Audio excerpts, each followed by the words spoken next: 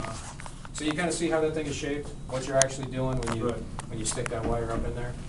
Okay, so I got the hot wire coming down here, and we're using this ideally, and we're kind of restrained, or it's kind of messy here, there's a bunch of extra wire, but ideally you want to use these little wire conduits to get to where you're going.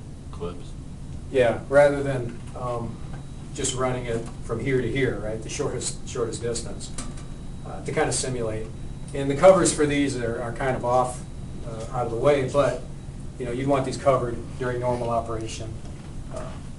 And then the connection to the device itself, remember L1 is hot, so it's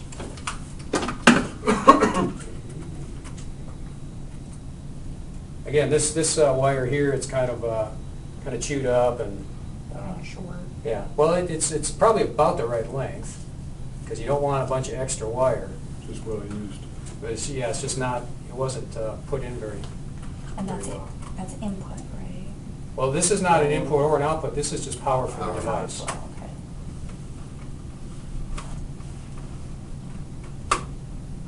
We're going to hook something up to it to make it run? Not today, but eventually.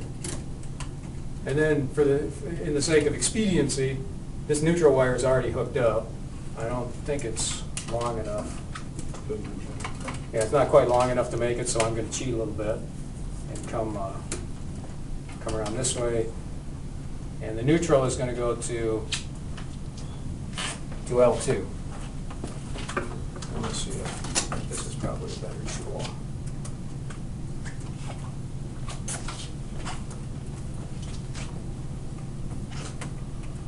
And the ideal connection is you saw how much conductor there was exposed. Not a whole lot, but enough to give you good contact, and you don't have any bare wire. You also don't want to have, because this is stranded wire, you don't want a bunch of strands sticking out, because that can create a, what's the word for that? Short circuit, right? When you have current flow where you don't want current flow, that can be a problem.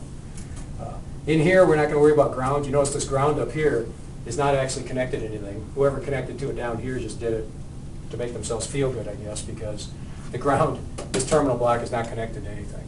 It's not connected to ground. Because of the way this board is set up, everything is insulated in such a way that we don't have to worry about that. You notice these two look different? One's bigger and One's one's very smaller. small. All right, you guys are. So one is, but they're both MicroLogic's 1000.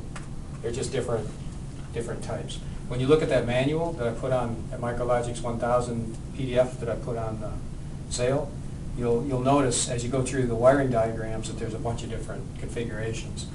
This one, it's a 17, on the side it says 1761-L-16 AWA.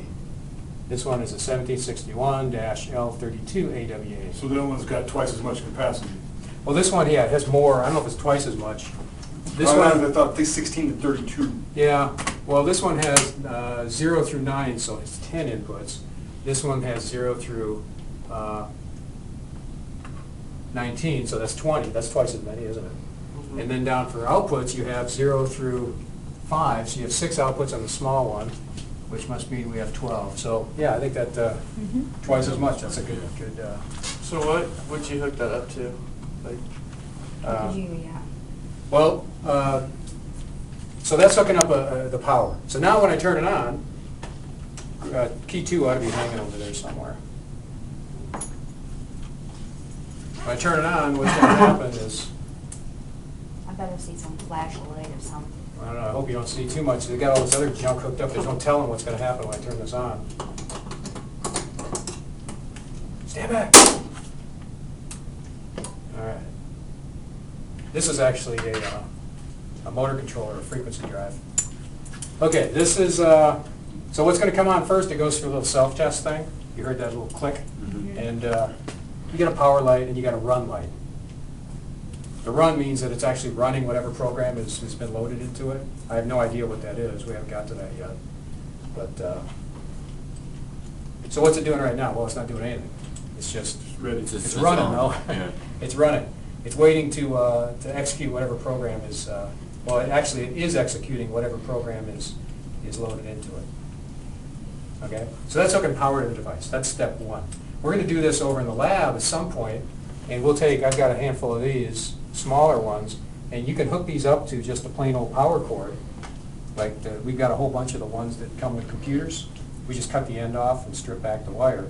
And you hook the black wire to L1, the white wire to L2, and then in that case you do have a ground connection you can hook up.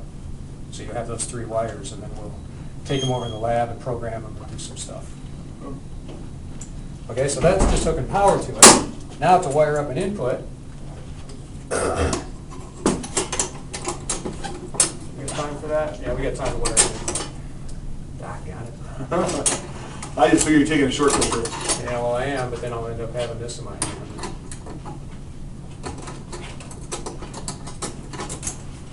Let's see.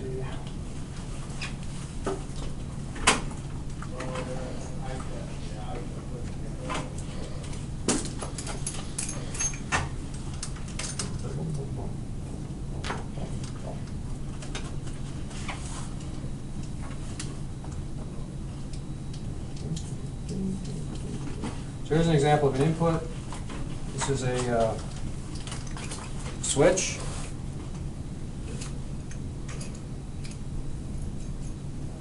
You can actually see the contacts on the switch.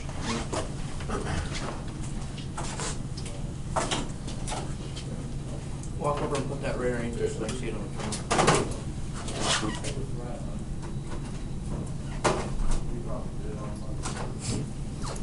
Here's some other switches. If you want to take a look at these.